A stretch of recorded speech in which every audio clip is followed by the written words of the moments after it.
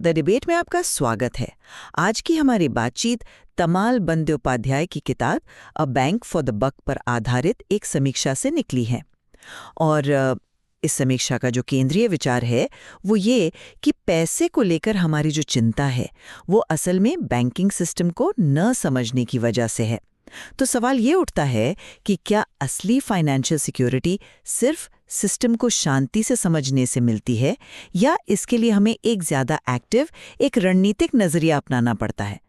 मैं मानती हूं कि ज्ञान से ही शक्ति और मन की शांति मिलती है। और मेरा मानना है कि सिर्फ समझना काफी नहीं है।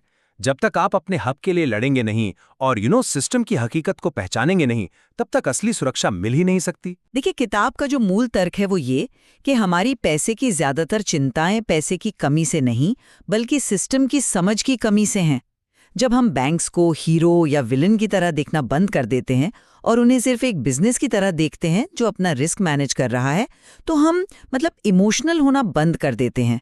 तब लोन का रिजेक्ट होना कोई बेइज्जती नहीं बल्कि सिर्फ एक कारोबारी हिसाब किताब लगता है।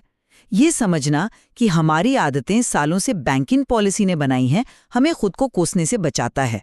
असली सुरक्षा बैंक बैलेंस में नहीं बल्कि इस स्पष्टता में है कि आपको पता हो कि आगे क्या हो सकता है। मैं इस नजरिए को थोड़ा अलग तरह से देखता हूँ। ये शांत समझ वाली बात सुनने में तो अच्छी लगती है, पर है बहुत पैसिव। बैंकों का सिर्फ बिजनेस कह देना, उनकी जो एक जबरदस्त ताकत है उसको कम आंकना है। किताब में ही लिखा है कि बैंक हमेशा पहले अपनी सुरक्षा करते हैं, तो यही तो सबूत है कि वो न्यूट्रल नहीं है। अब ये बात समझने भर से उस आदमी की क्या मदद होगी जिसे लोन की सख्त जरूरत है। फाइनेंशियल स्टेबिलिटी सिर्फ दिमाग की एक हालत नहीं है, ये ठोस एक्शन का नतीजा है।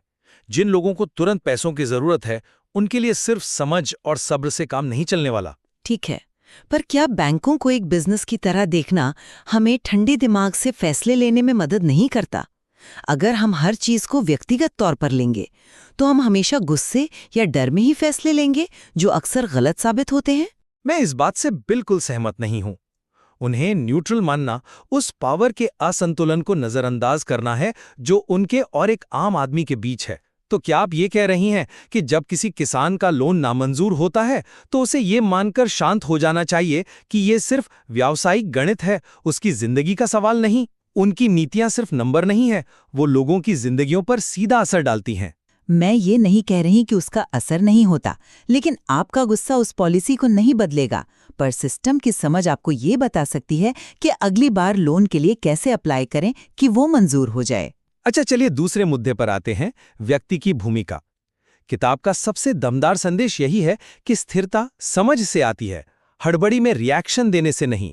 ज्यादातर फाइनेंशियल संकट असल में भरोसे के संकट होते हैं। समझ हमें घबराहट में अपने निवेश बेचने जैसी भावनात्मक गलतियों से बचाती है, लेकिन भरोसे का संकट हवा में तो पैदा नहीं होता है ना? वो असल में पैसे डूबने से ही शुरू होता है। मैं मानता हूं कि समझ जरूरी है, पर ये एक्शन का विकल्प नहीं हो सकती। लोगों को सिर्फ शांत दिमाग नहीं चाहिए, उन्हें मुश्किल से निकलने के लिए असली रणनीतियां भी चाहिए।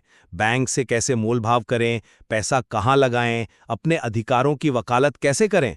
सिर्फ शांत दर्शक बने रहने से ईएमआई नहीं भरती। बिल्कुल, एक्शन तो लेना ही होगा, पर सवाल यह है कि वो एक्शन घबराहट में लिया गया है या सोच समझकर।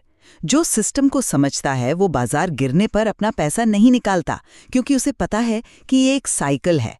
उसका एक्शन यानी इंतजार करना एक अनइन्फॉर्म्ड व्यक्ति के एक्शन यानी सब कुछ बेच देने से बेहतर है। यही तो फर्क है। चलिए फिर सुरक्षा की परिभाषा पर ही बात कर लेते हैं। आप कह रही हैं कि सुरक्षा एक एहसास है। ये कहना शायद उस इंसान के लिए आसान है जिसके पास 6 महीने का इमरजेंसी फंड है, लेकिन जो दिहाड़ी मजदूर है उसके लिए सुरक्षा बैंक में रखे 10,000 रुपए हैं, कोई एहसास नहीं। जब घर में कोई बीमार हो तो स्पष्टता बिल नहीं भरती, असली पैसा भरता है। आपकी बात में दम है, उस मजदूर के लिए कैश ही सब कुछ है, पर यहाँ भी समझ काम आती है। सिस्टम की समझ ही उसे ये बताती है कि जनधन खाता कैसे खोलें, सूदखोरों की जाल से कैसे बचें या सरकारी योजनाओं का फायदा कैसे उठाएं। ये समझ उसके लिए कोई लग्जरी नहीं बल्कि गरीबी से बाहर निकलने का पहला और सबसे जरूरी औजार है। अंत में मैं यही कहूंगी कि बैंकिंग सिस्टम की गहरी समझ ही पैसे के डर को कम करने और लंबी अवधि की सोच बनाने का सबसे पक्का तरीका है, जैसा कि किताब बताती है। और मैं इस बात पर कायम रहूंगा कि समझना जरूरी तो है, पर सिर्फ उतने से काम नहीं चलता। असली फाइनेंशियल सुरक्षा एक एक्टिव सोच की मांग करती है, जहां इंसान अपने हितों के लिए खड़ा होता है और जरूरत पड़ने पर सिस्टम को चुनौती भी देता है। इन अलग अलग नजरियों पर गौर करने से ही इस विषय की गहराई का पता चलता है, और ये किताब यकीनन इस जरूरी बातचीत के लिए एक बेहतरीन शुरुआत देती है।